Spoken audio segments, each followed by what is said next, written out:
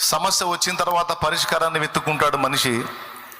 సమస్య రాకముందే, సమస్యను ముందే దృష్టించి దానికి పరిష్కారాన్ని సిద్ధపరుస్తాడు దేవుడు.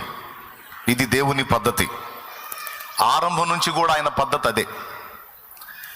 మనకి మానవ సంబంధమైన మనస్సును బట్టి దేవుణ్ణి ఎరిగి కూడా మనం ఒత్తిడికి గురవుతాం. కానీ నిజంగా మనం దేవుణ్ణి సరిగా ఎరిగి ఉంటే సంగతులన్నీ ముందే దేవుడు ముగించాడని తెలుసుకొని పెను తుఫానులో కూడా విశ్రాంతిని అనుభవించగలుగుతాం. ఘోరమైన ఒత్తిళ్లలో సైతం విశ్రాంతిని అనుభవించగలుగుతాం.